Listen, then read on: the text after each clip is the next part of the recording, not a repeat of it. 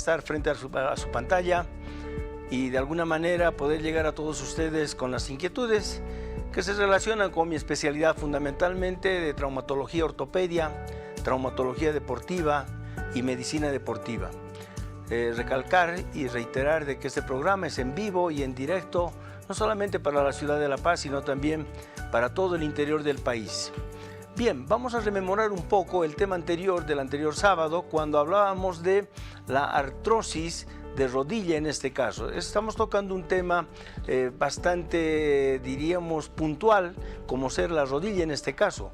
En próximas oportunidades tocaremos la artrosis de las diferentes articulaciones, porque donde haya cartílago, ya sea en articulaciones menores como las manos, articulaciones medianas como la muñeca, el codo, el hombro, y articulaciones mayores como ser la cadera y la rodilla, fundamentalmente se produce el proceso degenerativo de lo que nosotros denominamos la artrosis. Entonces, puntualmente, ¿a qué se refiere esta patología? Se refiere al desgaste, al deterioro que sufre el cartílago que hay en las articulaciones. Esta sustancia, que de alguna manera es bastante frágil, en algunos casos soporta muchas cargas, soporta muchos movimientos, soporta mucha tensión. Entonces, en articulaciones mayores como ser la cadera, la rodilla, el tobillo, articulaciones que soportan el peso corporal y también soportan, ¿por qué no decir?, la parte de movilidad articular, los movimientos de cadera, los movimientos de rodilla, flexión, extensión, circunducción a nivel de la cadera, flexión, extensión a nivel del tobillo. Son articulaciones que en determinados momentos, a través de la exigencia deportiva o la exigencia de ejercicios o de solamente caminar, estas articulaciones reciben diríamos, el mayor tiempo el peso corporal. Entonces esto puede determinar alguna incidencia en cuanto a la resistencia del cartílago articular. Para definir un poquito más la palabra artrosis y diferenciarla de lo que es la osteoporosis, vale la pena aclarar que la artrosis es el proceso degenerativo de deterioro, de desaparición del cartílago articular de estas articulaciones. Y la osteoporosis es la debilidad, el debilitamiento de la parte compacta del hueso. Es decir, diríamos que los huesos a una determinada edad tienden a sufrir algunas alteraciones, más que todo de tipo de fortaleza, diríamos, de lo que es el hueso fundamentalmente. Entonces, en la osteoporosis los huesos se vuelven bastante frágiles, como galletas. A la menor caída se puede fracturar. Esto sucede a nivel de la cadera y generalmente a nivel de la columna es donde se pueden hacer los primeros estudios, los primeros exámenes para determinar y detectar el problema de osteoporosis. Entonces, aclarando estos dos conceptos que a veces mucha gente confunde la palabra artrosis de lo que es la osteoporosis, entonces nos vamos a ir al tema que habíamos tocado en el anterior sábado, y esta vez vamos a rememorar un poco la parte, diríamos, de la afectación de lo que sucede a nivel del cartílago de la rodilla fundamentalmente, y posteriormente vamos a tocar la solución en cuanto a la parte quirúrgica, ya que entre lo que es la artrosis en la parte inicial, tenemos pues todavía algunas etapas para poder pensar en una prótesis de rodilla. Estamos viendo en las imágenes, vean cómo la superficie articular está totalmente desprovista de cartílago.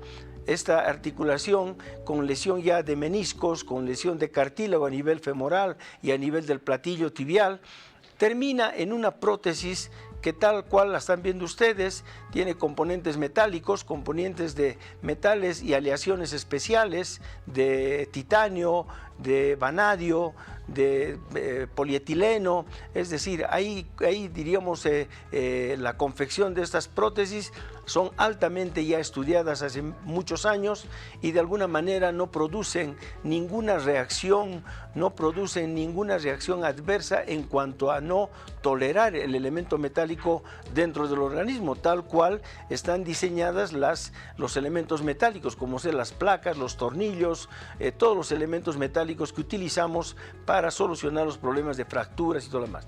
Estamos viendo en estas imágenes, vemos como el cartílago, la zona blanca que ustedes están viendo, a su izquierda está deteriorado el cartílago articular. Entonces, cuando sucede aquello, el paciente de repente empieza a tener dolor, empieza a tener molestias, se cansa rápidamente, no puede hacer, diríamos, lo que hacía anteriormente de caminar algunas cuadras, de repente disminuye su forma de trabajar, disminuye su impacto porque ya le produce dolor.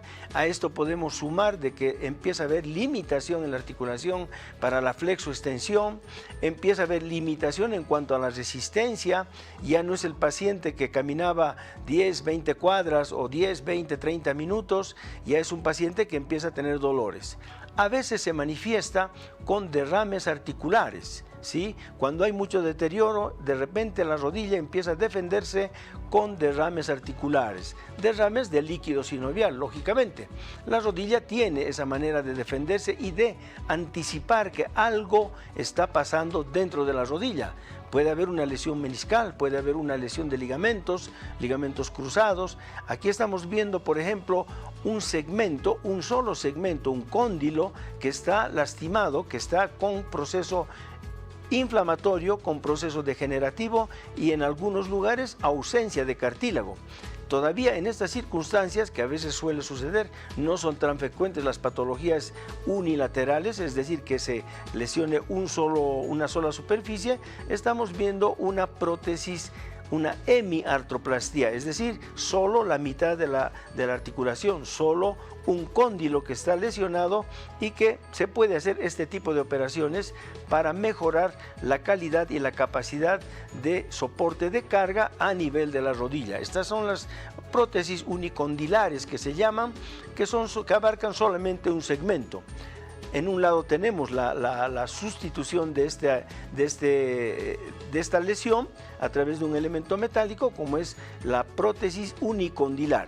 Y en el otro lado vemos ya la prótesis total, donde hay un elemento metálico que está diseñado para el fémur, hay un elemento, un platillo tibial que está diseñado para el platillo tibial, para la tibia, y entre los dos elementos metálicos encontramos un elemento que va a sustituir y que va a hacer las veces de menisco, que es de un material de plástico de polietileno altamente diseñado como para soportar la carga y no tener rupturas, no tener ningún tipo de alteraciones cuando la rodilla a través de una prótesis empieza a funcionar nuevamente en sus movimientos primero de flexión, extensión, una leve rotación interna y externa y fundamentalmente soporte de carga, y de esta manera se restituye la articulación y el paciente, amén de que ha recuperado la función de la rodilla, ha recuperado también su bienestar. ¿Por qué?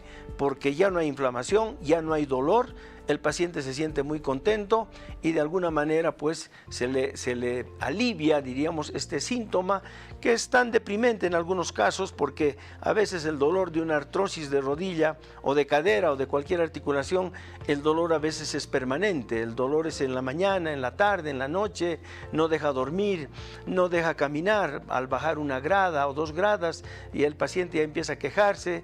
A eso se hincha la rodilla, se produce un derrame que limita también la función de la rodilla se siente pesada, inestable, porque también el proceso inflamatorio doloroso desencadena una alteración de la coordinación muscular, tanto de cuádriceps como de los músculos posteriores del muslo y los estabilizadores de la rodilla, que también son los ligamentos. Entonces, una patología de esta naturaleza desencadena muchos problemas en lo que respecta a la función de la rodilla fundamentalmente. Reiterando las imágenes, estamos viendo cómo las superficies articulares están totalmente alteradas, sin cartílago, y este cartílago ya al desaparecer permite que el frote de la rodilla del fémur contra la tibia se produzca entre hueso y hueso. En este sentido, en esta etapa, que es la etapa más severa, que es el grado 4 de la artrosis, ya prácticamente tenemos muy pocas oportunidades de hacer tratamientos conservadores. ¿Cuáles son los tratamientos conservadores? Aquellos en los cuales utilizamos glucosamina, condroitín, colágeno, ácido hialurónico, en algunos casos células madre, en algunos otros plasma.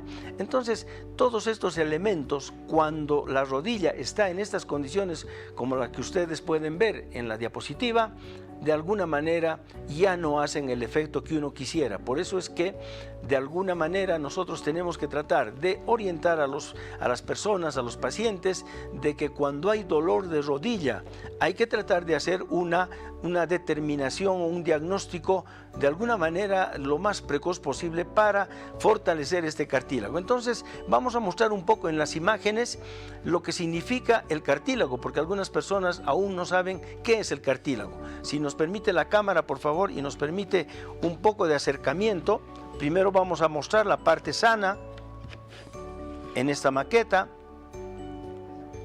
Entonces tenemos acá los cóndilos. Estos son los cóndilos femorales que tienen contacto con los meniscos que se encuentran al medio de la rodilla. Debajo de los meniscos está el platillo tibial, que también tiene cartílago. Todo esto que ustedes están viendo es la superficie de cartílago. Es lo que se lesiona, es lo que se desgasta, lo que de alguna manera permite que haya soporte del peso corporal y haya una rodilla en buen funcionamiento. En la rótula, de la misma manera, la hemos desmontado en la maqueta la rótula para que ustedes vean que la rótula también tiene una superficie de cartílago que se contacta con la vertiente femoral que queda en la parte superior de lo que es el frente de la rodilla.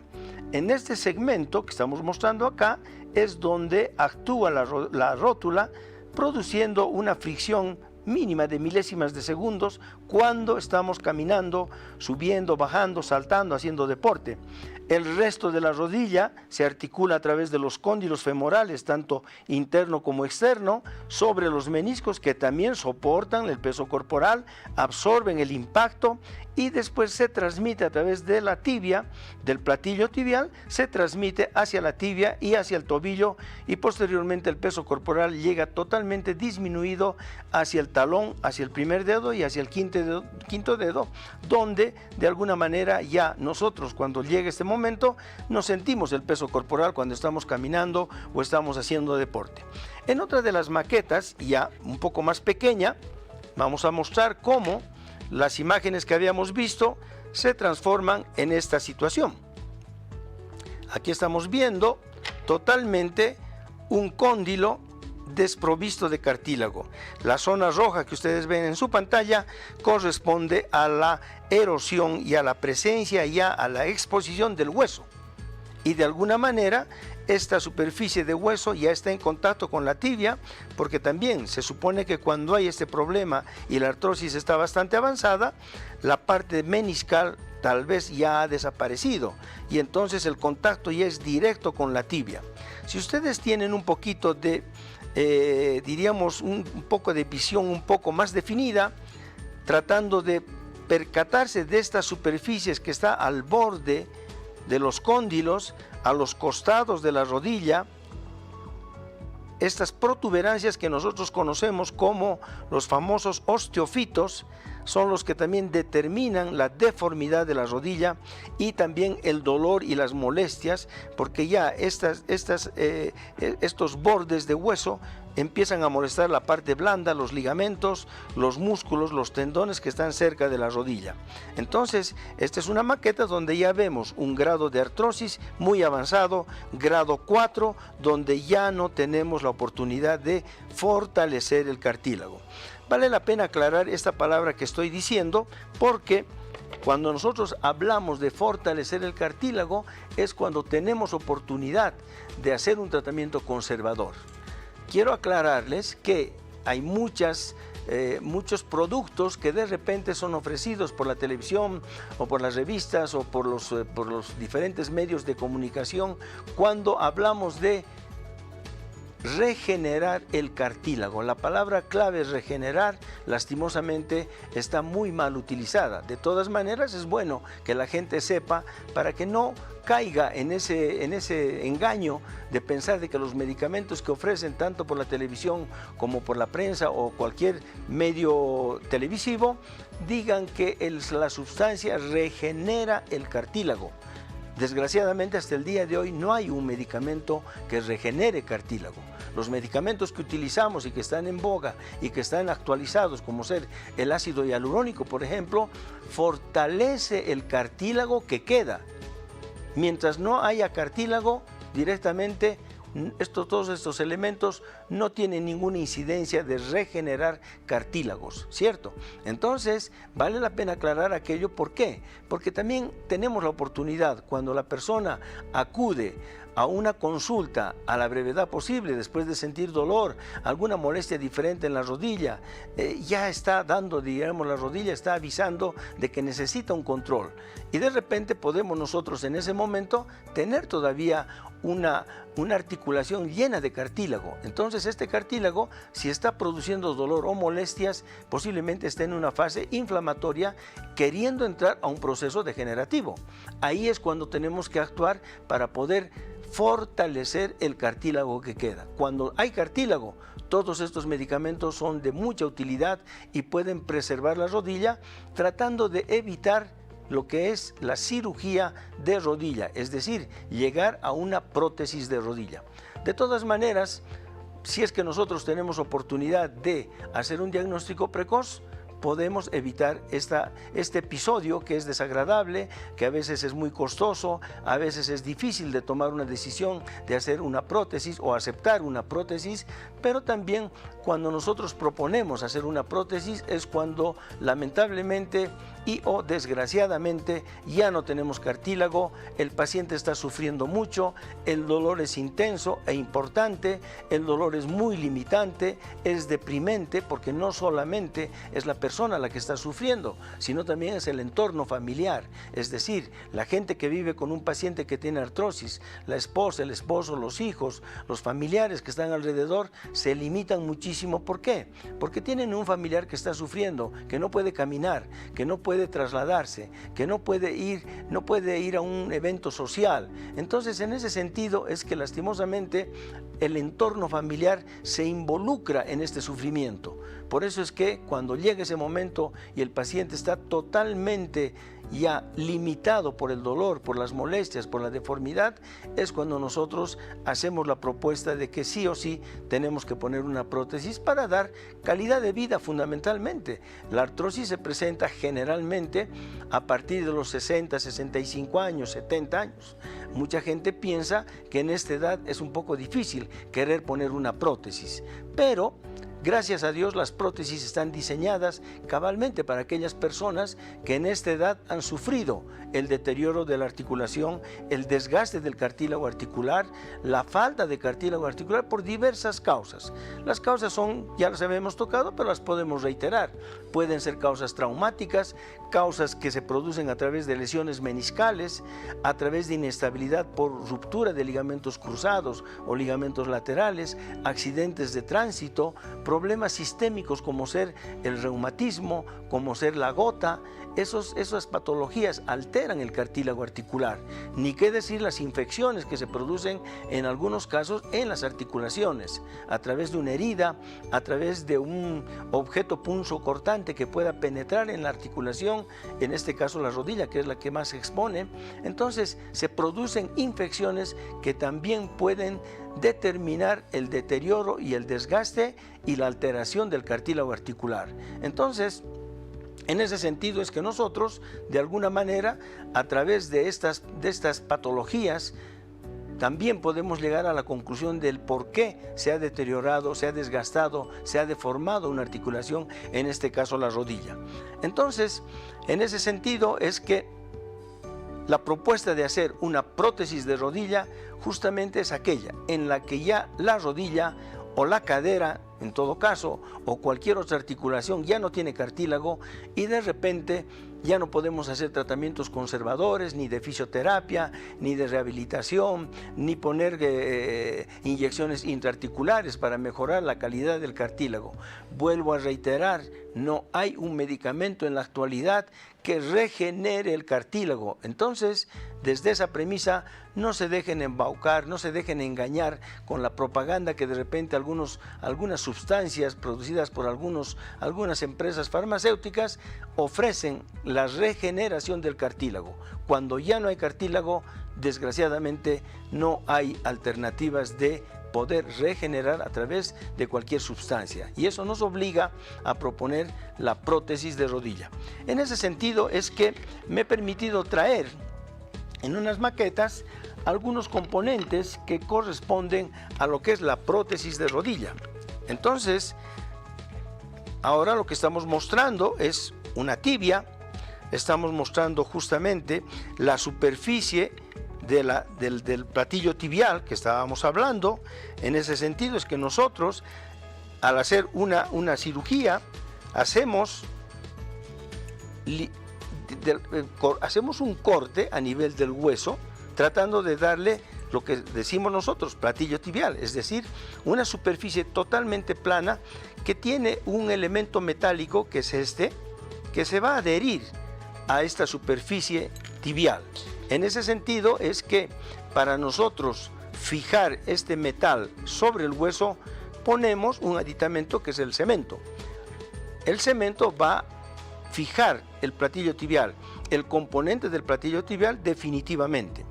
Luego de que hemos hecho esta operación, ya tenemos otro componente que lo mostramos a continuación, que es este que está entre lo que es el fémur, el componente de polietileno, que tiene diferentes medidas.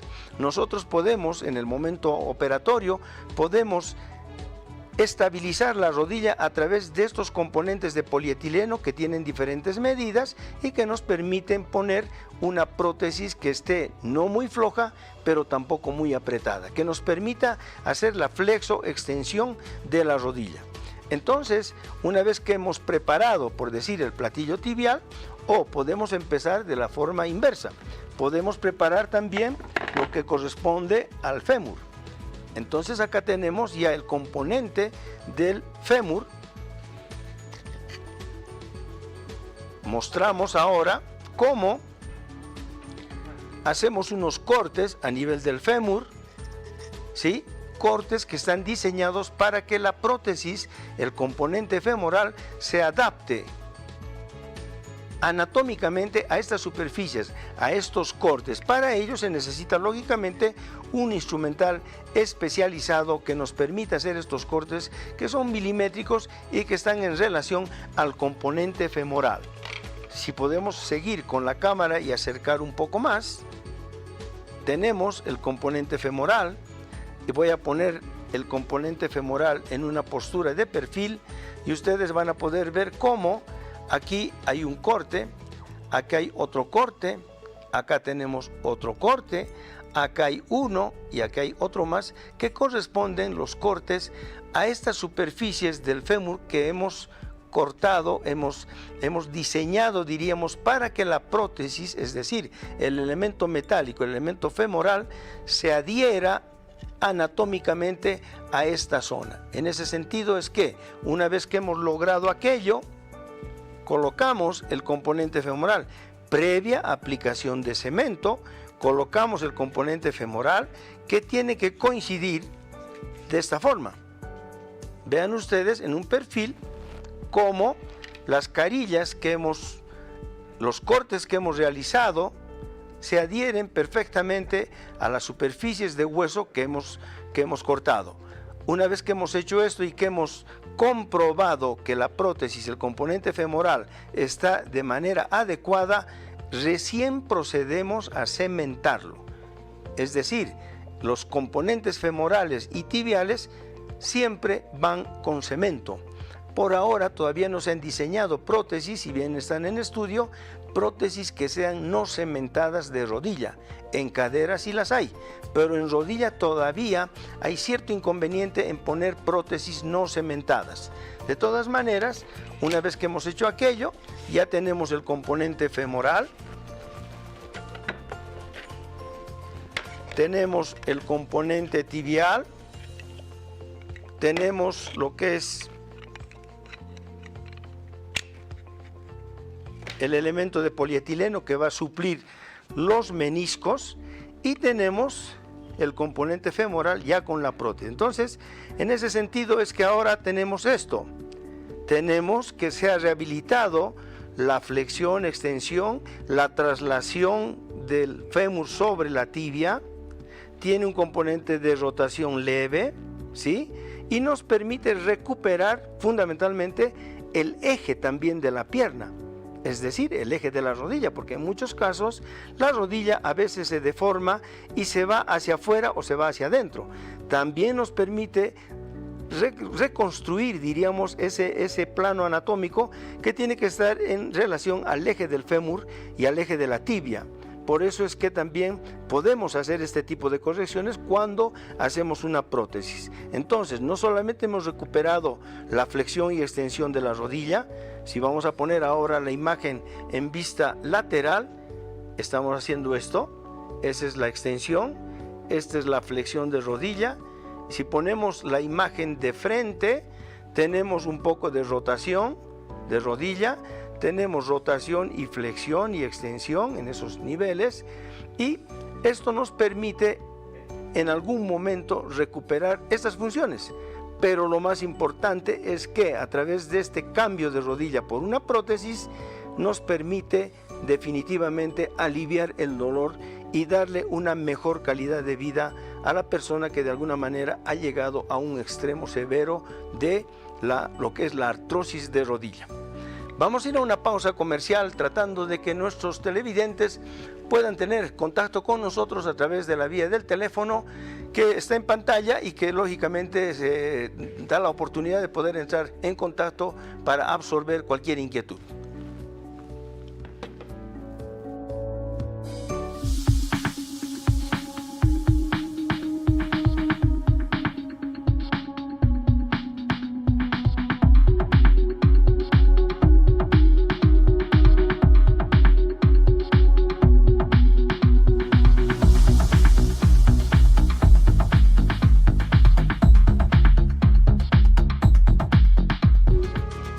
Bien, retomando entonces lo que es la prótesis de rodilla, esperando haber llegado a aquellas personas que están en ese plan posiblemente de someterse a una cirugía de rodilla. Como les decía anteriormente, la cirugía de rodilla en cuanto a poner una prótesis de rodilla es cuando un proceso artrósico está bastante avanzado, es decir, cuando ya no tenemos cartílago, ya no hay espacio en la articulación de la rodilla, los movimientos son dolorosos, hay mucha limitación, mucho sufrimiento del paciente para poder caminar, subir y bajar gradas. De alguna manera, pues ese paciente está sufriendo. En ese sentido es que lo mejor para una solución de esta patología es la prótesis de rodilla. De todas maneras, sin querer ser pesimista, siempre es bueno también recalcar que no todas las personas pueden recibir una prótesis de rodilla. Decididamente hay que hacer estudios, hay que hacer un buen diagnóstico en cuanto al estado general, en cuanto a la calidad del hueso, en cuanto a la edad, lógicamente, en cuanto a algunos factores inherentes, diríamos, a la vascularización, como ser problemas de varices, problemas que a veces son muy avanzados en algunas personas, a veces no hay una buena circulación. Entonces, decididamente también tiene su riesgo. Por eso es que es importante hacer primero el diagnóstico necesario, tratar siempre de hacer un tratamiento conservador a través de lo que les decía, glucosamina, condroitín, colágeno, ácido hialurónico, bajar de peso si las personas tienen aumento de peso, hacer un poco de ejercicio para fortalecer los músculos, lógicamente son entrenamientos totalmente, diríamos, bien programados. Tenemos un mensaje que dice: buenos días, quería pedirle por favor que me oriente. Mi niña de 10 años y medio tiene una hernia umbilical que se nota solo cuando hace un esfuerzo al hacer sus necesidades biológicas. Quería preguntarle si es necesaria operación o hay algún tratamiento. Felicidades por su programa. Bueno, no es que sea nuestro tema, pero de todas maneras esta hernia umbilical, en lo que respecta en algunos casos donde se realiza mucho esfuerzo, la hernia umbilical tiene sus riesgos, tiene sus problemas, porque en una hernia umbilical fácilmente puede introducirse parte de lo que es el intestino, y este intestino, al estar atrapado dentro de una hernia umbilical, puede producir la necrosis del intestino. En ese sentido es que el peligro es mayor cuando se produce aquello.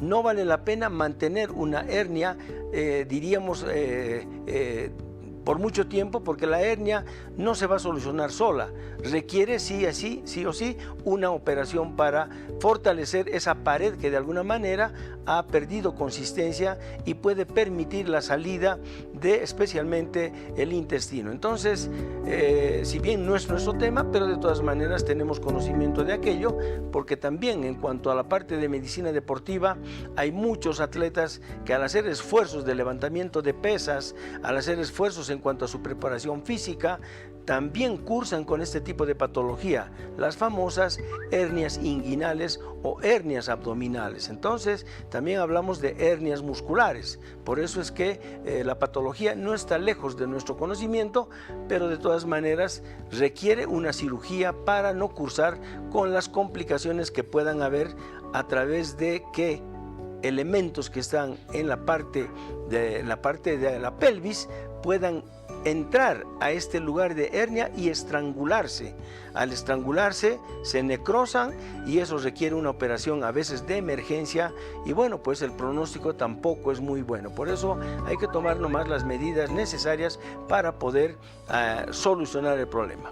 ¿Cómo se puede identificar si existe una hernia mediante ecografía?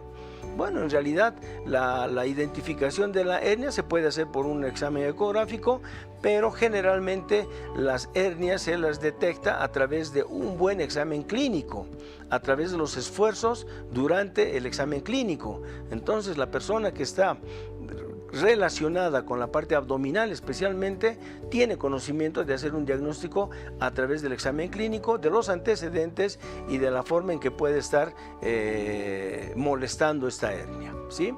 Muy bien, retomando nuestro tema, entonces aquí vemos ya en una maqueta un poquito más pequeña también lo que decíamos anteriormente. Hacemos la preparación de la rodilla a través de una operación bastante amplia en la parte anterior de la rodilla. Hacemos la regularización del platillo tibial, como ustedes están viendo acá, la meseta tibial. Luego de que tenemos la meseta tibial, hacemos la medición de lo que es el diámetro de la meseta tibial para acomodar el platillo tibial correspondiente y que no tenga que rebasar los parámetros anatómicos de lo que es el platillo tibial. Es decir, que la meseta tibial tiene que estar justamente, diríamos, coincidir con los bordes de lo que va a ser el platillo tibial. Una vez que hemos hecho aquello, que hemos hecho las pruebas, recién ponemos el cemento y fijamos la meseta tibial a la parte del platillo tibial. Entonces, hemos hecho eso y acomodamos lo que es el material de polietileno que va a sustituir la presencia de los meniscos, de los cuales prácticamente salen de la rodilla, ya sea que estén en buen estado o en regular estado. Los meniscos también se los elimina. Una vez que hemos hecho aquello, también podemos medir el alto, el grosor de estos meniscos para que la rodilla, como decía anteriormente, no quede flojita o no quede muy apretada y que nos permita hacer los movimientos de flexión y extensión sin ninguna presión, para que el paciente también en su rehabilitación pueda tener opciones de recuperar el movimiento anatómico de la rodilla. Y aquí tenemos el componente femoral que, como decíamos, y vemos si es posible en la vista lateral, vemos cómo se han hecho los cortes totalmente hexagonales alrededor de lo que es el componente femoral. De la misma manera que hemos hecho en el platillo tibial, hacemos mediciones para que el componente femoral no sea ni más grande ni más pequeño. Entonces, en ese sentido es que estas operaciones ya se han superado muchísimo, porque ya las importadoras nos ofrecen material para que podamos medir. Entonces nos ponen en la mesa de quirófano, nos ponen prótesis pequeñas, medianas, grandes, mucho más pequeñas, mucho más grandes. Entonces nos ponen 4, 5, 6 medidas para que la operación tenga éxito y no estemos fallando en poner elementos grandes o elementos pequeños que puedan lastimosamente llevar al fracaso una prótesis de rodilla. Bueno, decíamos anteriormente que no todos los pacientes pueden ser sometidos a una cirugía de rodilla, tan solo porque tienen artrosis. Ese paciente tiene que ser bien estudiado, en lo que es la parte cardiológica, tiene que ser bien estudiado en lo que significa la sangre, el grupo sanguíneo, porque son operaciones a veces un poquito cruentas, se necesita sangre para reponer durante la operación. Luego, de alguna manera, se necesita también pruebas de COVID. Hoy en día se necesita una valoración de la parte vascular del miembro que va a ser sometido a la cirugía para no tener problemas trombóticos, de tromboembolismo, coágulos, todas esas cosas, para que se pueda, digamos, no tener ninguna complicación en una cirugía que de alguna manera ya está bien estudiada, está bien, diríamos, edificada en ese sentido para poder hacer una operación grande y que el paciente se beneficie totalmente. Tenemos una pregunta, quería preguntarle si se puede instalar prótesis de rodilla a una persona de 80 años. Bien, sí se puede poner a una persona de 80 años una prótesis, porque dependiendo del estado general del paciente, dependiendo de su condición física, de su condición cardiológica, cardiorrespiratoria, sí se pueden poner las prótesis. Y la prótesis también da una ventaja, que la prótesis, una vez que está instalada, una vez que está cementada, la prótesis ya está en condiciones de soportar el peso corporal. Entonces, después de una operación, una persona a los 3, 4, 5 días ya puede empezar a caminar, empezar a hacer sus ejercicios de rehabilitación y volver, diríamos, a la brevedad posible a su entorno. Esto ayuda y beneficia muchísimo al paciente y también a la familia. De todas maneras, siempre hay que recalcar que es una operación grande, es una operación que tiene mucho cuidado, pero que nos permite de alguna manera a la brevedad posible restaurar la movilidad y que el paciente o la persona pueda reintegrarse nuevamente a su quehacer cotidiano, para, ya sea en una oficina, ya sea en el trabajo, ya sea en la casa, en el domicilio, o ya sea hacer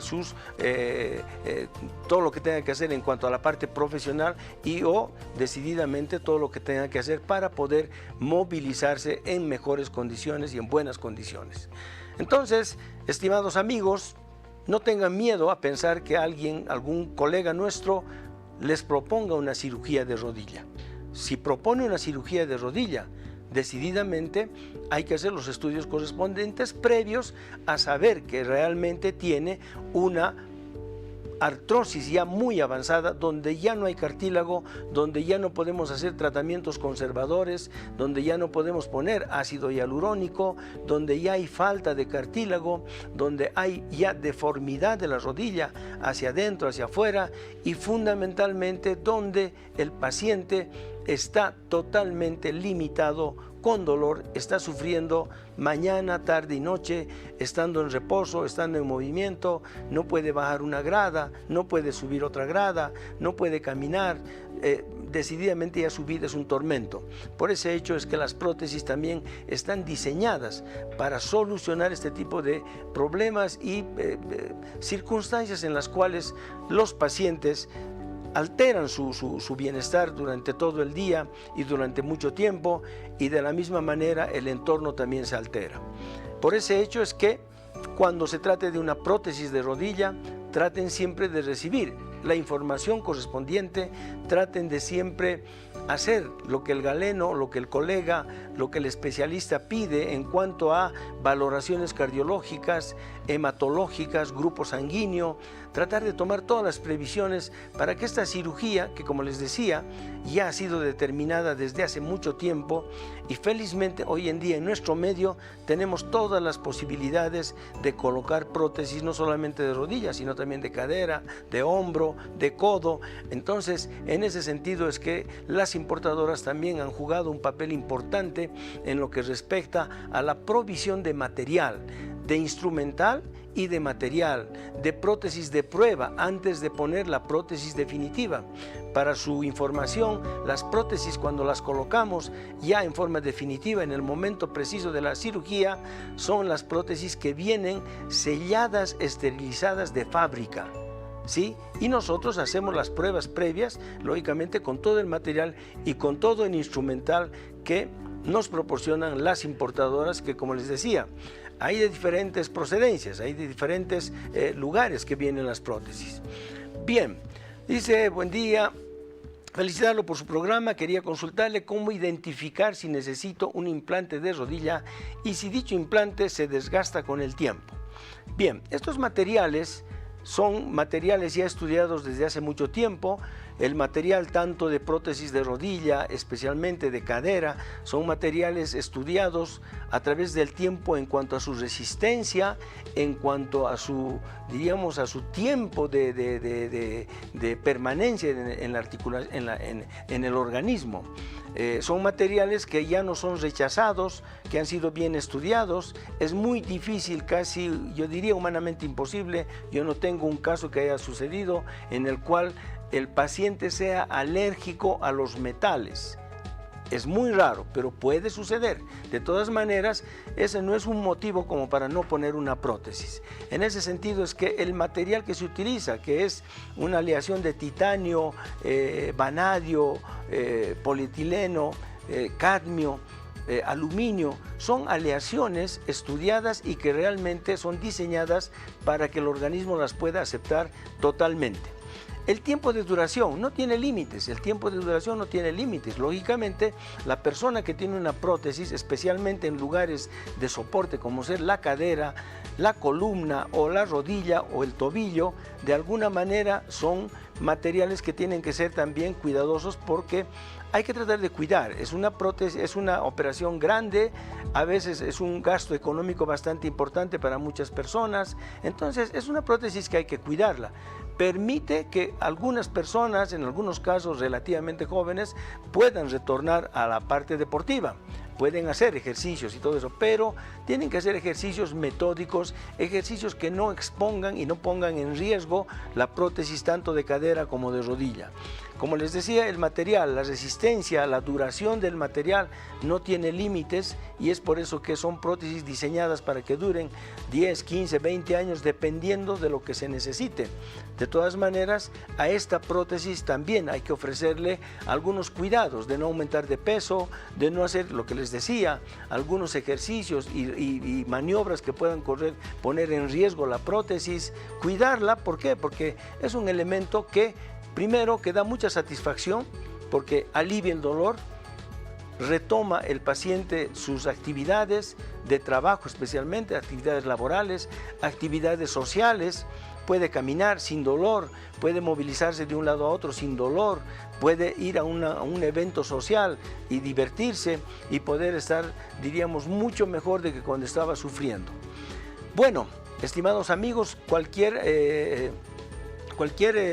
inquietud, estamos con el teléfono en la pantalla y entonces vamos a seguir contestando algunas consultas que dice: tuve una operación de ruptura de ligamentos, ¿cuál afectó a mi rótula y tibia por el golpe que sufrí? ¿Es necesario que me implantes una prótesis urgente?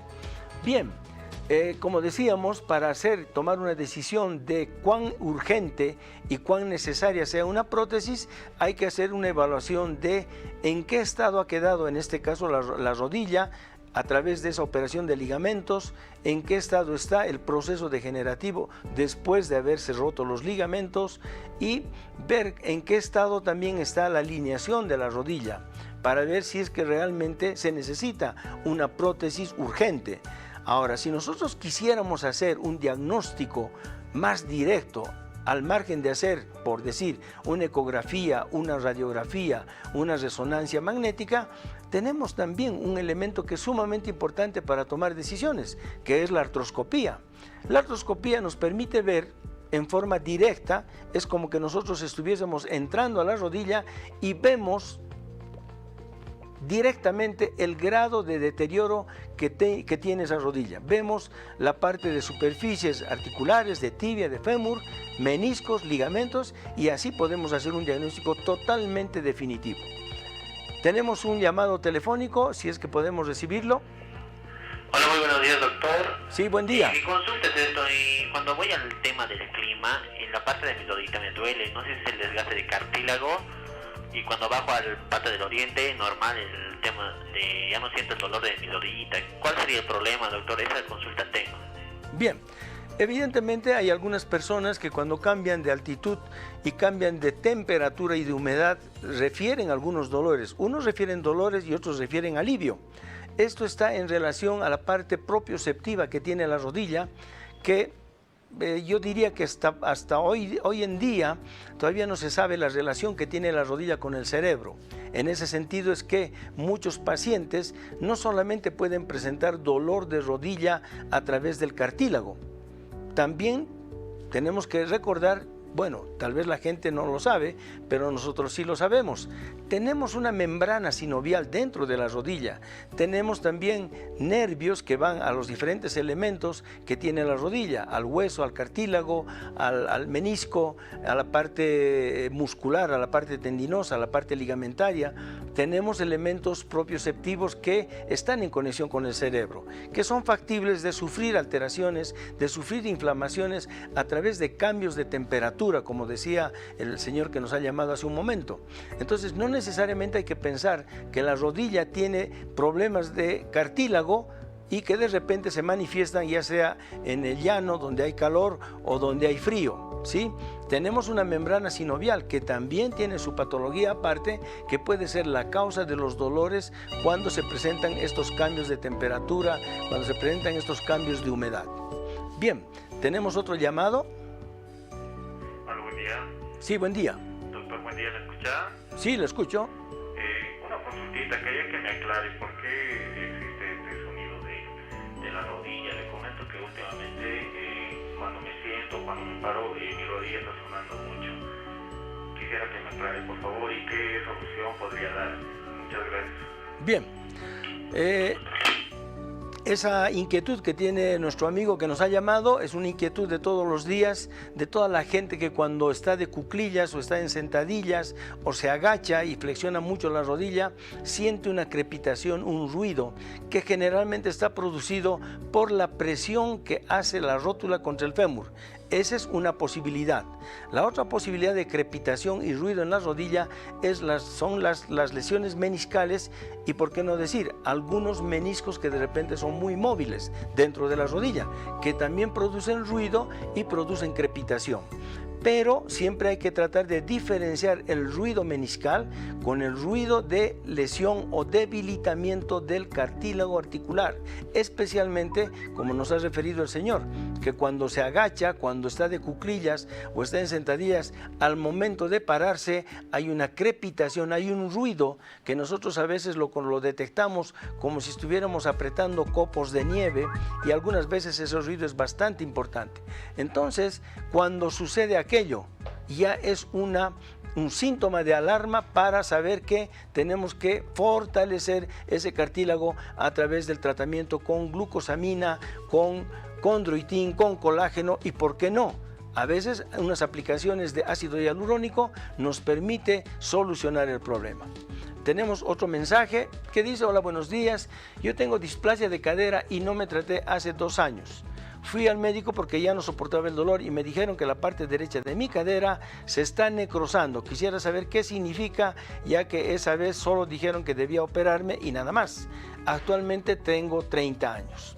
Bien, tenemos una primera opción sobre lo que es, dice nuestra amiga, displasia de cadera. La displasia de cadera, a la edad que tiene la señora, generalmente puede producir un problema de artrosis de cadera. Pero aquí hay una palabra que han utilizado que dice que se está necrosando. Entonces, si nosotros hablamos de necrosis, generalmente nos referimos a la vida de la cabeza femoral. No nos referimos a la parte del acetábulo o del hueso ilíaco.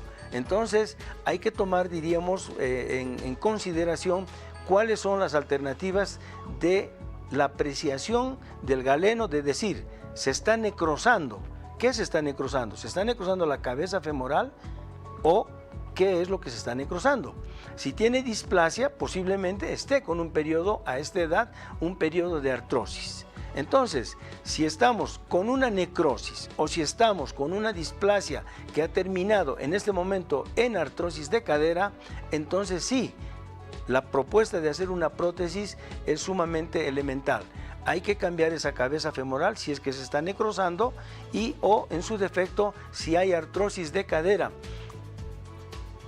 complicada de la displasia de cadera a esta edad, entonces si es que los síntomas son bastante importantes, sí valdría la pena pensar en una prótesis de cadera. Las dos eventualidades son diferentes, pero requieren una cirugía. Si es necrosis de cabeza femoral, hay que hacer una prótesis. Y si es que hay artrosis de cadera, y posiblemente puede haber la necrosis, también requiere una prótesis de cadera. Bien, estimados amigos, hemos llegado casi al final de nuestro programa, siempre con los agradecimientos de estar en sus pantallas y de recibirnos para poder nosotros comunicar, informar, hacer sugerencias sobre algunas patologías que son inherentes a lo que es el aparato locomotor. Reiterarles que este programa es en vivo, en directo, en la ciudad de La Paz y a todo el interior del país. Y reiterar mis agradecimientos por prestarme la atención necesaria para poder estar en esta hora, en esta mañana, alternando con ustedes sobre lo que son las patologías del aparato locomotor. Estaremos el próximo fin de semana, si Dios quiere, tocando tal vez un nuevo tema que también se refiere a lo que es la artrosis y posiblemente hablemos de la artrosis de cadera en forma específica. Muchísimas gracias y será hasta el próximo sábado.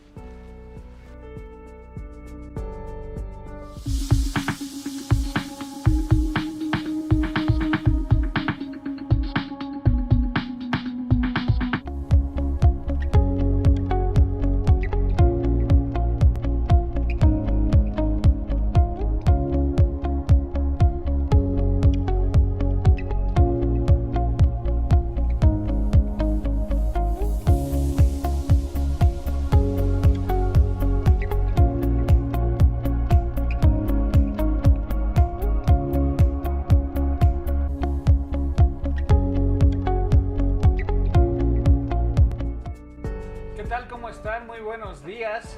Estamos otro sábado más acá acompañándonos para poder aprender un poco más acerca de muchas dudas que tienen ustedes y realmente estamos encantados de tener este espacio gracias a Palenque TV, su programa Franja Médica, y con LexArtis nos encontramos muy felices de poder estar acá con ustedes. Recordarles que este programa es completamente en vivo y hoy tenemos a nuestra gran invitada, la doctora Riser Lara, con la cual estaremos hablando acerca de la diabetes. Doctora, ¿cómo está? Muy buenos días. Buenos días, doctor. Buenos días a todos los que nos están viendo detrás de la pantalla. Soy la doctora Lara y estudié medicina interna en Buenos Aires, Argentina. Hice un posgrado de diabetes también en la Universidad Católica en Buenos Aires. Doctora, qué placer de estar acá con nosotros. La doctora es parte del equipo de LexArtis, nuestros médicos especialistas que están constantemente actualizándose, viendo de qué manera poder colaborar con nuestra población en cuanto a muchas dudas que tenemos. Les reitero, estamos completamente en vivo y enseguida vamos a tener los números en pantalla para que puedan ustedes hacer sus llamadas, consultas y conjuntamente resolver nuestras dudas. Vamos a estar hablando acerca de la diabetes, una enfermedad silenciosa. Doctora, en base a su experiencia, ¿podría contarnos un poco acerca de qué es la diabetes? Bueno, así como lo mencionaste, la diabetes es una enfermedad que no da muchos síntomas, salvo cuando ya está más avanzada. Hay muchas personas que tienen el azúcar alta y no lo saben, ¿sí? Entonces, generalmente estos pacientes manifiestan los síntomas cuando ya tienen glucemias de más tiempo, arriba de 300, 200, y antes de eso ya tenían azúcares altas, pero no manifestaron ningún síntoma, seguían haciendo una vida normal. Hay gente que camina por las calles con 300, 400 de glucemia y dicen, me siento muy bien, no tengo nada. Wow, realmente es increíble comentarios que se tiene acerca de la población boliviana en este ámbito. Me acuerdo un día, doctora, que teníamos una paciente con un médico del exterior y su glicemia estaba elevadísima. Y el médico me decía, en mi país esta persona estaría realmente en coma. ¿Cree usted que podría comentarnos cuáles son las manifestaciones principales que tiene la diabetes? Asumo que hay signos y síntomas que podemos ir detectando y acudir lo más pronto ante cualquiera uno de ellos se presente a un control médico y un laboratorial de glicemia. Bueno, podríamos ver inicialmente ya los pacientes vienen con síntomas típicos, ¿no? Como aumento de la sed, aumento del hambre, orinan a cada rato, pierden peso, ¿sí? Pero eso ya tienen un tiempo que ha estado avanzando la glucemia. Algunos simplemente pierden el cabello, tienen pérdida de cabello o ven borroso y dicen, no sé qué pasó. Empecé ayer y vi borroso. Y generalmente hay que ver la fisionomía del paciente, ¿no? Generalmente son gorditos. Mi querida doctora, hablando de todos esos síntomas que vamos a ir seguramente profundizando posteriormente, existen tipos de diabetes. ¿Podría usted orientarnos un poco más de cómo diagnosticar este tipo de diabetes? La población a veces se confunde, el tratamiento es diferente, entonces podríamos orientar un poco más a nuestra querida población en este ámbito y recordarles que estamos completamente en vivo para que puedan realizar todas sus llamadas a los números que enseguida los tenemos en pie de pantalla. Bueno, existen 3 tipos principales de diabetes, ¿no? Dentro de estos existen otros tipos de diabetes, pero que son de diagnósticos más certeros y con mayores estudios. Dentro de estos está la diabetes tipo 1, ¿sí? Que la diabetes tipo 1 es autoinmune, nacen con esa diabetes, solamente que puede manifestarse en distintas etapas de la vida. Puede ser al nacimiento, en la niñez, adolescencia, adultos jóvenes. La tipo 2 generalmente, y la más conocida y la que tenemos mucho en el país, es la de obesidad, ¿no? Generalmente los pacientes empiezan a engordar mucho, no les llama la atención, son pacientes sedentarios y que aumentan mucho de peso, que van haciendo primero una insulinoresistencia, o algunos lo llaman prediabetes. Otros la llamamos insulinoresistencia, entonces empiezan a desarrollar la diabetes con el tiempo. Doctora querida, tenemos diabetes tipo 1, diabetes tipo 2. ¿También existe la posibilidad que las mujeres durante su gestación tengan diabetes? Tal cual. Generalmente las pacientes embarazadas que realizan la diabetes son pacientes que ya empezaron su embarazo con algo de sobrepeso, con algo de obesidad, ¿sí? Y el estado hormonal que se presenta en el embarazo hace que se despierte la diabetes. Realmente, doctora, nos interesa mucho saber cómo prevenir. Sabemos que esta enfermedad lastimosamente no tiene una cura, ¿es así? Realmente la diabetes no tiene una cura, ¿sí? No existe cura hasta el momento, sí existe control y manejo de los síntomas y evitar las complicaciones. ¿Cuáles serían estos factores de prevención que nosotros podríamos tener para no llegar a ser diagnosticados con diabetes de cualquiera de los tipos que nos acaba de comentar? Tenemos que tomar en cuenta primero que nosotros, al ser obesos, gordos, con sobrepeso, damos ya una herencia a nuestros hijos de un 50% de desarrollar diabetes. Entonces, ¿cómo prevenirla? Haciendo ejercicio, evitando la obesidad, el sedentarismo, comiendo comida sana. Todos le llaman dieta, ¿no? Pero en realidad es comida sana. Lo que tenemos que aumentar nosotros es el consumo de vegetales, ¿sí? Verduras, bajar la cantidad de carbohidratos. Tú has visto que en nuestra alimentación diaria, ¿qué tenemos? Arroz, papa, fideo, chuño, mote y todo lo que podamos tener en carbohidratos. Lo que deberíamos tener en realidad es más verduras, ¿sí? Medio plato de verduras y una sola porción de carbohidratos.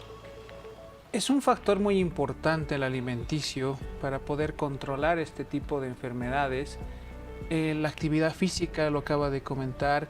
¿Existe problemas hormonales que puedan llegar a ser factores de riesgo para estas personas?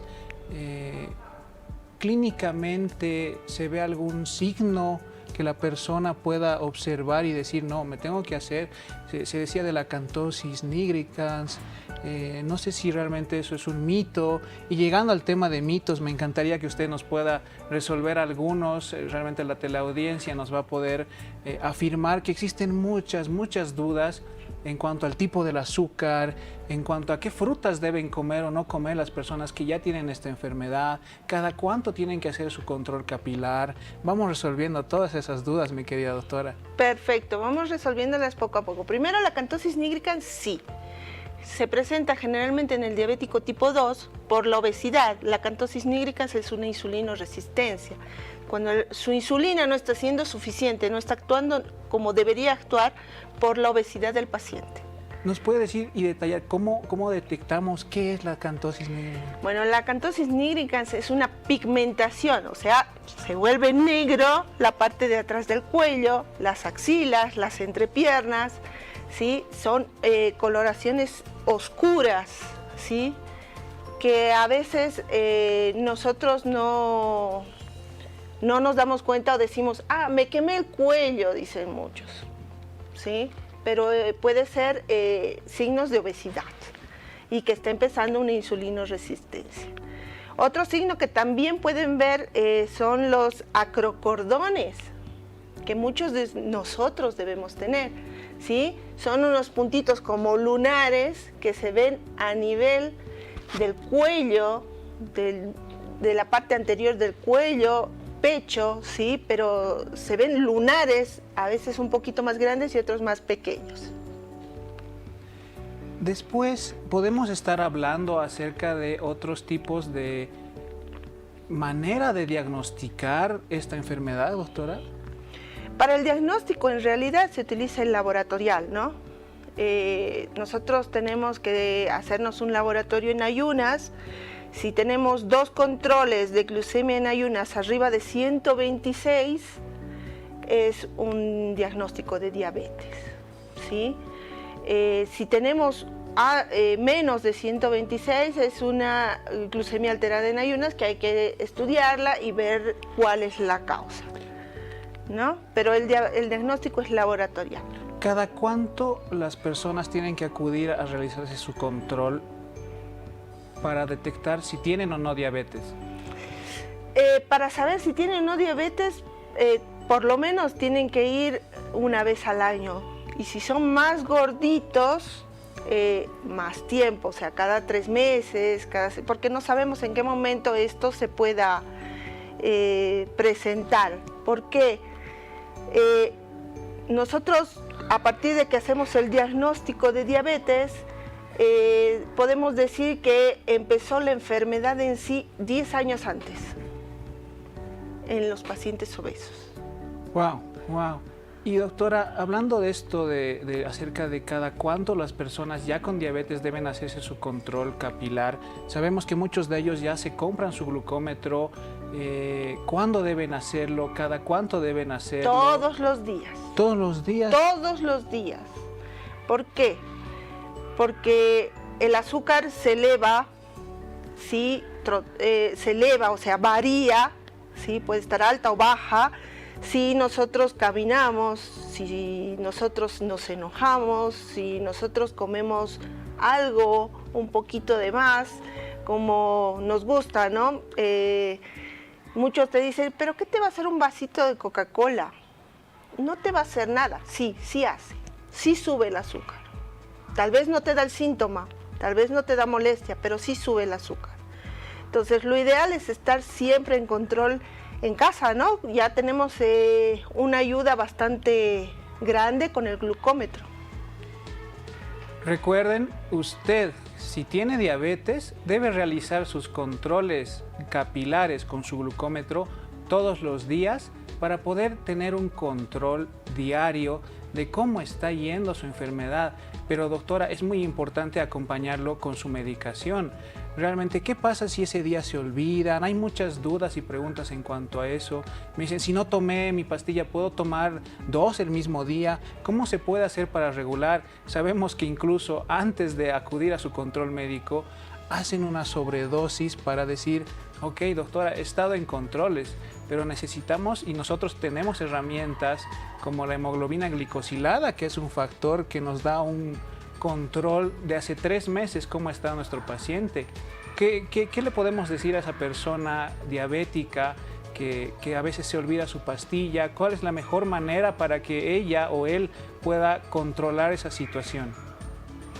Bien, algo que siempre les digo a mis pacientes es que tomen en cuenta las patas de una silla, ¿sí? ¿Cómo? Está la dieta, el ejercicio, la medicación y el agua.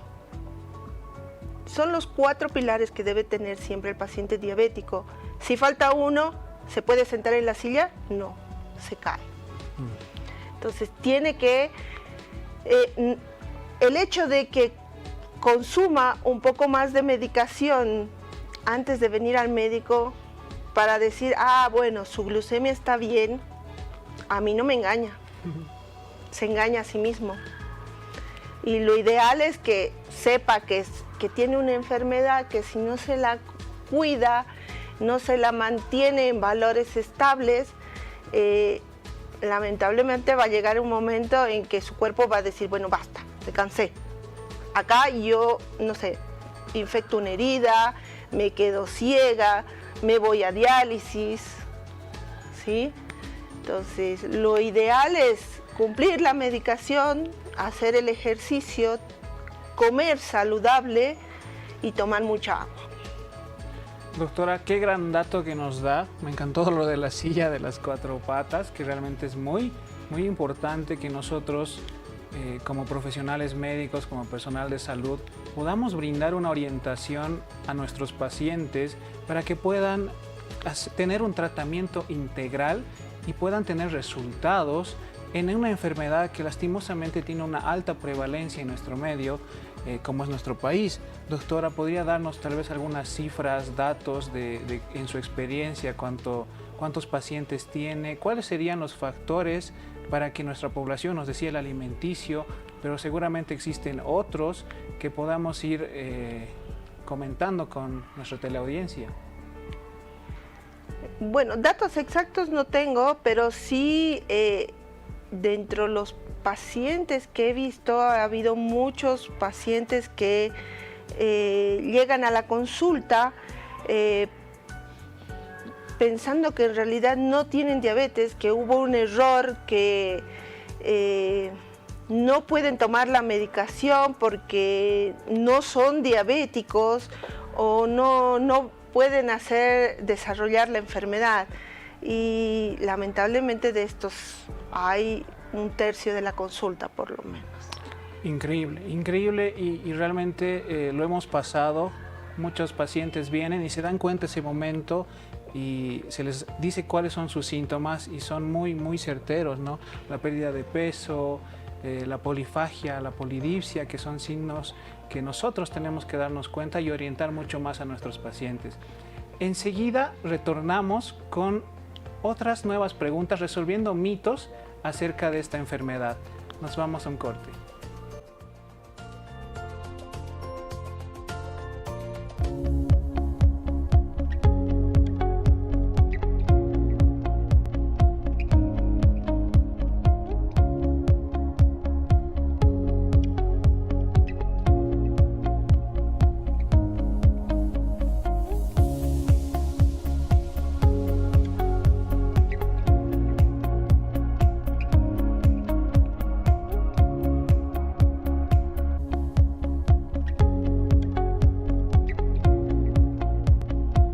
¿Cómo están, queridos amigos? Otro sábado más acá, conjuntamente con su programa Franja Médica con Lex Artis, en este canal tan lindo que es Palenque TV.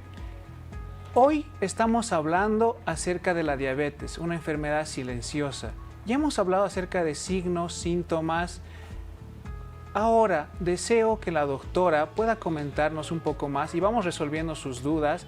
Por favor, enviar todas sus preguntas al número 699-55-470 o llamar al 222-2413. Estamos para resolver sus dudas acá con nuestra querida doctora Risel Lara, quien es diabetóloga. Doctora, existen muchos mitos, muchas consultas que seguramente usted en su día a día lo va resolviendo, lo va viviendo.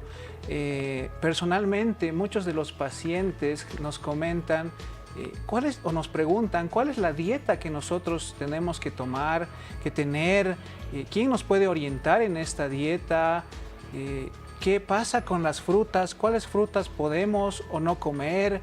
¿Cómo es este tema de la dieta de una persona que tiene diabetes? Bien, primero suspender el azúcar, ¿sí? Paciente diabético no puede consumir azúcar, ni blanca ni morena, ¿sí? Debe bajar la cantidad de carbohidratos en su dieta. Si bien le gusta comer pan, puede comer el pan negro, ¿sí? Hay que ver también las porciones. Si le gusta, nosotros tenemos comidas muy ricas en carbohidratos, como por ejemplo, no sé, ¿qué comida te gusta? A mí me encanta el falso conejo. Bueno, detalle enorme con el falso conejo. ¿Por qué? Porque el falso conejo, ¿qué tiene? Arroz. Arroz. Tiene la carne apanada. Apanada. Papa. Chuño. Chuño. Y, ¿qué más tiene? Y un ahogado. Y un ahogado. Y perfecto. Es un montón de carbohidratos. Entonces, ¿qué les digo a mis pacientes? Ya si la carne está apanada, ya no puede meter otro carbohidrato, porque el pan es un carbohidrato. Entonces tiene que sacarle el arroz, el chuño, la papa y todo lo que tenía acompañando a ese plato, ¿no? Y cambiarlo por ensalada, algo que no es muy agradable para nadie. Es bastante difícil acomodarse seguramente una dieta, pero bueno, tenemos una pregunta, la resolvemos y continuamos hablando, querida Perfecto. doctora. Tenemos un mensaje que nos llega al número de WhatsApp, recordarles que estamos completamente en vivo y tenemos también la posibilidad de sus llamadas para resolver sus dudas al 222-2413 y sus mensajes al 699-55-470. Hace 2 años me pidió varios laboratorios por falta de menstruación y mi azúcar salió 52. Me dijo que podría ser por eso y ahora actualmente hace poco me hicieron otro por lo mismo y me salió 60. Normalmente estoy muy somnolienta, cansada, me siento agotada, pero cuando tomo algo con azúcar me siento algo mejor. También tengo mucha sed. Me acabo 2 litros de agua en 4 horas y sigo sintiendo sed. También tengo el cuello oscuro y mis axilas también se oscurecieron hace algún tiempo. Pero mi azúcar es baja. ¿Qué podría ser? ¿Qué podría hacer en este centro de salud? Solo me dicen que es porque tengo sobrepeso. Doctora, ¿alguna recomendación? Ahí hay un detalle muy importante que dice sobrepeso. Habría que hacer una glucemia postprandial. ¿Sí? 2 horas después de comer, si tiene glucómetro, hacerse una prueba, o podría ir al centro y le pedimos una prueba de tolerancia oral a la glucosa para ver si realmente es diabética o no. Claro, estimada paciente, la esperamos en Lex Artis, donde nos encontramos en la calle Haití, entre Buch y Estados Unidos, los días lunes a sábado de 8 a 4 de la tarde, donde está nuestra doctora Lara, quien va a poder orientarla un poco más y podamos descubrir cuál es la causa de esa sintomatología que usted tiene actualmente. Doctorita querida, nos llegan otras consultas y dudas. ¿Cuál es la mejor azúcar que uno puede consumir? azúcar blanca, azúcar morena, stevia, edulcorantes. Asumo esto diferenciar entre un paciente con diabetes y un paciente sin diabetes. En el paciente con diabetes, en realidad el azúcar está totalmente restringido, ¿no? Podría consumir algún tipo de edulcorante. Ojo que hay que ir viendo y hay que buscar el mejor edulcorante que nos hace, porque cada cuerpo es distinto. Hay algunos que el stevia les sube el azúcar, a otros no les sube el azúcar. La sucralosa, a algunos les sube el azúcar un montón y a otros no. Entonces eso habría que ir viendo cuál es el mejor edulcorante, pero se aconseja siempre al paciente diabético, ¿sí?, usar edulcorante y no azúcar.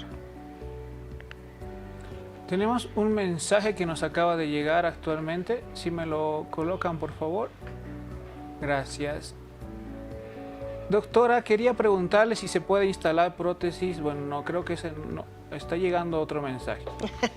Bueno, mi querida doctora, ¿qué pasa con la fruta? ¿Qué pasa los pacientes con diabetes? ¿Qué fruta pueden comer? ¿Cuál no pueden comer? ¿Qué nos podría decir al respecto? Hay mucha controversia con eso, ¿no? Porque dijeron que la fruta es saludable. Sí, es saludable, pero hay que ver mucho las porciones, las cantidades de fruta que se consuman. Hay frutas muy dulces, hay frutas menos dulces. Generalmente las frutas dulces como la uva, no vas a comer un gajo entero de uva, vas a consumir 2 o 3 uvitas. En cambio la manzana es menos dulce y puedes comerte una manzana entre comidas, porque convengamos que el paciente diabético siempre tiene hambre, quiere comer, por más que esté con insulina, por más que esté con hipoglucemiantes orales, el paciente diabético tiene hambre y siempre busca algo que comer. Podemos hacer las frutas, ¿no? Las que más se aconsejan en este caso son la manzana, la pera, toronja, lima, ¿sí?, kiwi, ciruelas, ¿sí?, son las que se aconsejan más consumir. Algo que generalmente el paciente me pregunta y creo que la mayoría de nuestra población consume es el plátano. El plátano sí se puede consumir, pero este tiene que ser más pequeño y tiene que estar más verde, no así amarillo o negrito como nos lo venden. ¿Por qué? Porque la diferencia está en que el amarillo, el negrito, tiene mucha más grasa que el verde. El verde tiene más fibra. ¿Qué dato más interesante, doctora? Entonces, mis queridos amigos, ustedes ya saben, si tienen diabetes, sí pueden comer frutas, pero entre comidas, y algunas especialmente, como nos indica nuestra doctora, la pera, el kiwi y otras más que nos ha comentado. Doctora, ¿existe alguna manera de que nuestros pacientes se den cuenta si están realizando un adecuado control de su diabetes? ¿Cuáles son estas consecuencias de no tener un control? Recuerdo que se llaman consecuencias agudas y crónicas que existen para que el paciente, si no tiene un control, especialmente la visión borrosa, pero posteriormente, ¿qué pasa? Esa visión borrosa llega a perder la vista el paciente. ¿Qué nos puede comentar en este caso? Bien, la diabetes afecta a todo el cuerpo, ¿no? Afecta desde la punta del pelo hasta la punta del pie. Entre estas están los ojos, ¿sí? La parte aguda, como dices, es la visión borrosa. El paciente tiene momentos en que tiene la visión totalmente borrosa y ya cuando esta enfermedad avanza, no le da importancia, sigue con sus glucemias altas, terminan con retinopatía diabética, que eso les va quitando la visión paulatinamente y quedan ciegos. Bueno, hola. Hola, buen día. Buenos días. Buen día. Buenos días, doctores. Una consultita. Mi duda es, ¿puedo dejar de la insulina si elimino todas las golosinas y las galletas de mi dieta y empiezo a tener una dieta saludable, por así decirlo, ¿no? ¿Puedo dejar la insulina o sí tengo que consumirla? Bueno, señora, habría que ver el tipo de diabetes que tiene, cómo empezó su diabetes, en qué estadio está su diabetes, ¿sí? Hay muchos pacientes que en estadios iniciales empiezan a hacer un régimen muy estricto y llegan a dejar la insulina, llegan a dejar la metformina, pero esto en estadios iniciales.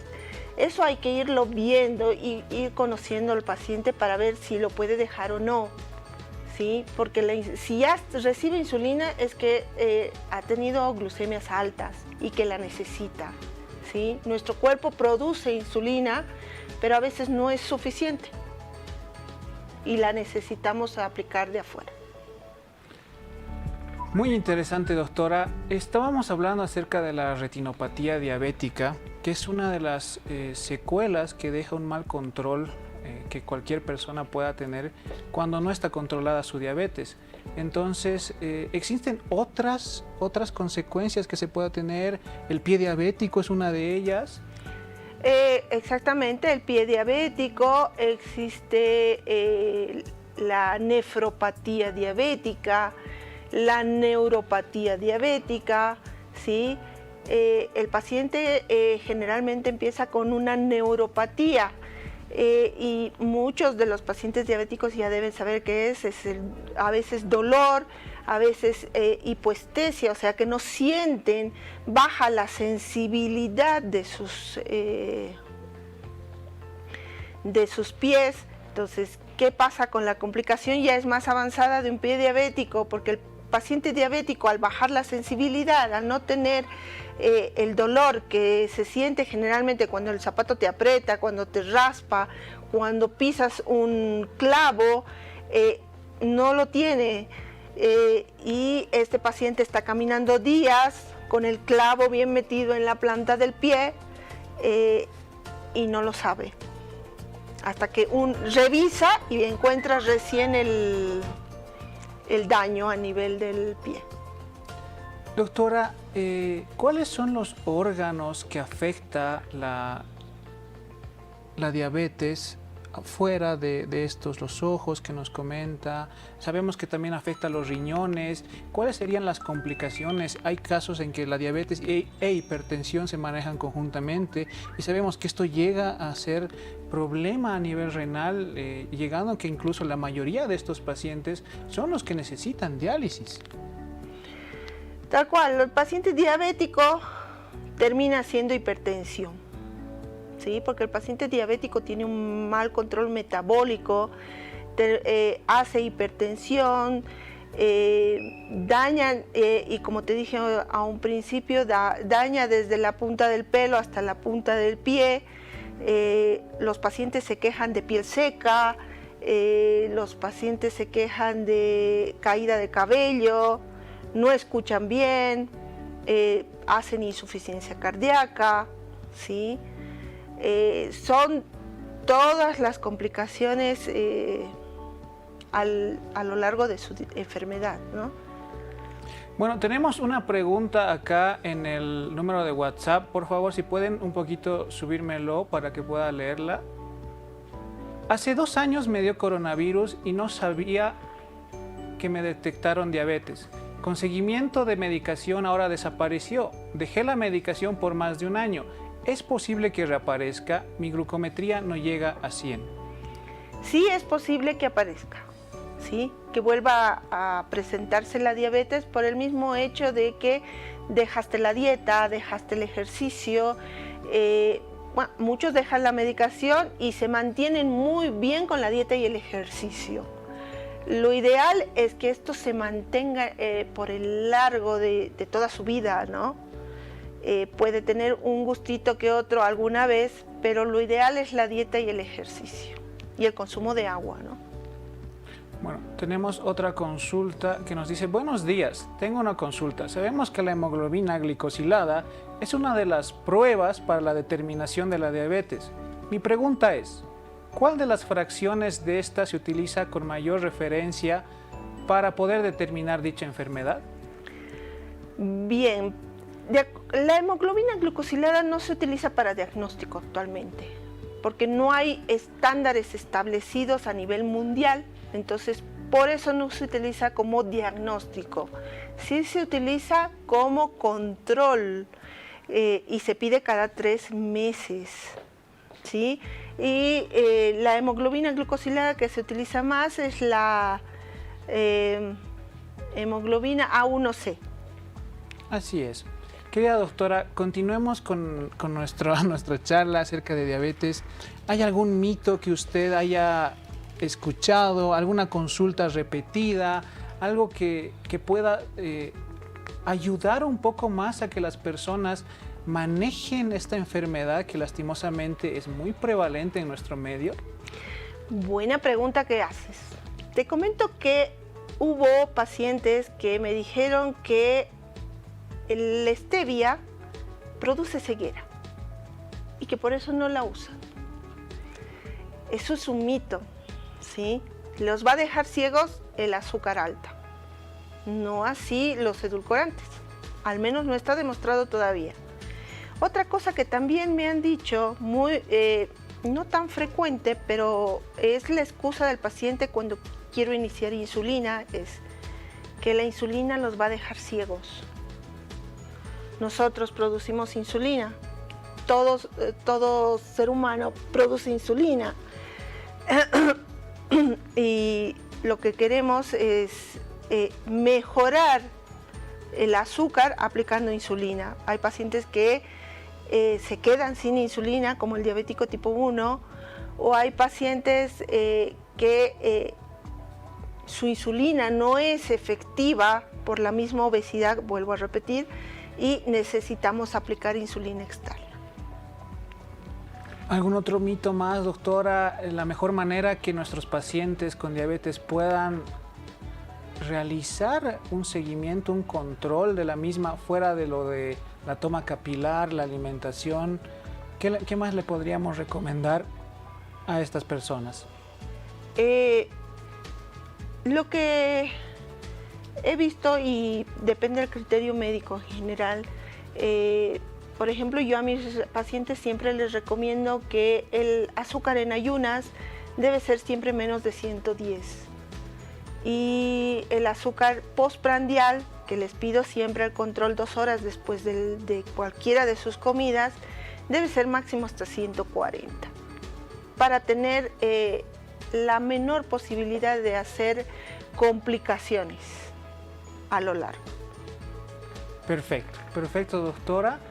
En unos minutos más retornamos para poder seguir hablando de este tema tan importante acerca de la diabetes, con nuevas preguntas, nuevas consultas. Les recordamos que estamos completamente en vivo y pueden realizar sus consultas y resolver sus dudas al 222-2413. Enseguida retornamos.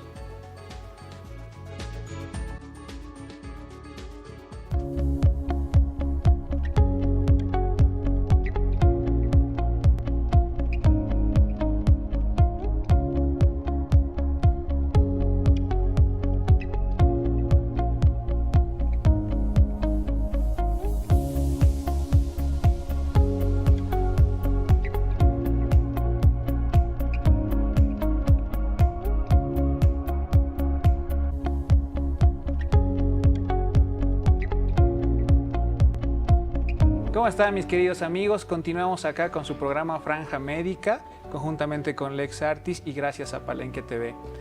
Estamos hablando acerca de la diabetes, una enfermedad silenciosa.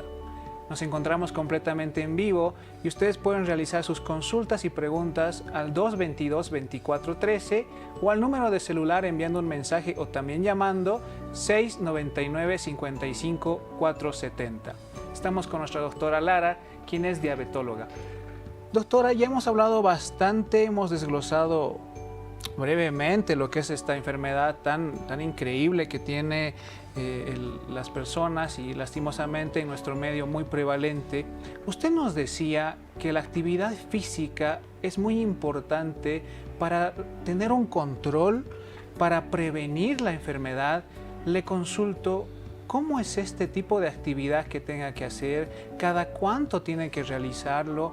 Y evidentemente seguro que cuando existe una actividad física rutinaria, el paciente tiene también rutinariamente los mismos valores de glicemia, o hay algo que pueda afectar. ¿Se puede exceder? Y llegamos ahí al tema de una hipoglicemia, que lo podemos ir desglosando. Bueno, en realidad la actividad física es muy importante, ¿sí? Y más que todo para nuestros niños, enseñarles que tienen que tener siempre actividad física. Tú has visto que con el colegio tenemos algo de actividad física regular.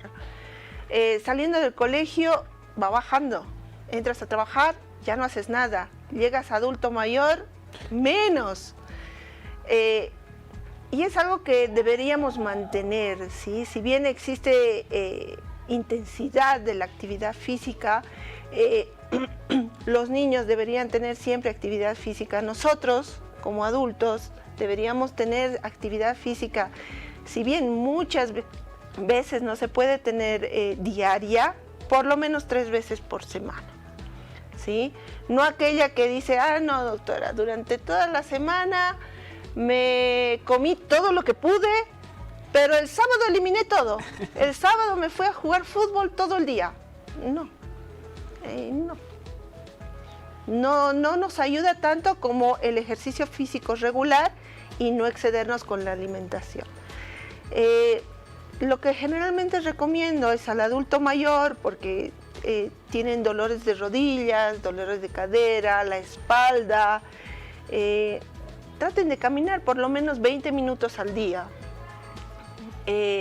Suban un poquito la intensidad, vuelvan a bajar, porque el hecho de hacer los 20 minutos diarios, siempre 2 cuadras, por ejemplo, el cuerpo se acostumbra y deja de eliminar las calorías. Entonces, tratemos siempre de variar en el horario o en la intensidad. Eso nos ayuda bastante a seguir eliminando las calorías, ¿no? Y como dije, a los niños, incentivarlos a que siempre tengan actividad física. No, ahora que está tan en auge el tema del celular, la tablet, no los ayuda en el tema de la actividad física, ¿no? El ejercicio es importante. Evidentemente, querida doctora, usted nos decía que el ejercicio es uno de los pilares, de los 4 pilares de esta sillita para poder tener prevención y control en cuanto a la diabetes. Tocaba un tema, doctora, acerca de los colegios, la alimentación en los mismos. Asumo que está siendo tal vez no asesorada o apoyada desde una parte médica, profesional, nutricional, debido a que existen altos consumos de grasas saturadas. Si bien ellos realizan actividad física tal vez rutinaria, pero no apoyada con una buena alimentación, mi consulta va a cuánto usted ha visto de niños con diabetes. ¿Realmente estamos llegando a tener esa afectación a nuestro futuro? Lamentablemente, doctor, los niños que son diabéticos diagnosticados en la niñez son pocos, ¿sí? Llegan a la adolescencia, generalmente 15, 16 años, con cetoacidosis diabética o coma diabético. ¿Por qué? Porque no se dan cuenta que son diabéticos, o que la mamá le pudo haber heredado la diabetes y el diagnóstico en muchas ocasiones es tardío, ¿sí? Tuve 1 o 2 niños que vinieron a la consulta por algunas molestias y se vio que tenían glucemias altas, pero el papá es el que lo niega. El papá dice, no puede ser, voy a consultar a otro especialista. Bueno, pero no nos cerremos de que los niños no pueden hacer diabetes. Sí pueden hacer diabetes y lo pueden hacer muy chiquitos, más si no los alimentamos correctamente. Comenzabas con esto del tema de la alimentación en los colegios. Tú en el colegio no encuentras una fruta, pero sí encuentras papas fritas, salchipapas, hamburguesas, todas esas cosas que a los chicos les encantan. Mi querida doctora, queda pendiente este tema acerca de la obesidad infantil, algo que tenemos que trabajarlo todos como personal de salud. La prevención es la mejor cura. Realmente queremos eso para ustedes. Les deseamos un feliz fin de semana. Le agradezco estar con nosotros, doctora. Muchas gracias, le agradezco esa profesionalidad suya. Encantados de tenerla en LexArtis con nosotros. Recuerden que nos encontramos en la calle Haití, entre Buch y Estados Unidos, de lunes a sábado de 8 de la mañana a 4 de la tarde. Y nuestra doctora querida Lara está con nosotros, acompañándonos para que ustedes se sientan mucho mejor día a día. Doctora, un saludo de despedida para nuestra querida teleaudiencia. Muchas gracias por la invitación, doctor. Gracias a ustedes por habernos escuchado y habernos visto. Espero que les haya llegado un poco de todo lo que se habló acá en la sala y que los esperamos en los consultorios, ¿no? Muchas gracias, doctora. Estamos muy felices de lo que hacemos. Somos LexArtis haciendo las cosas bien. Que tengan un feliz fin de semana. Hasta luego. Hasta luego.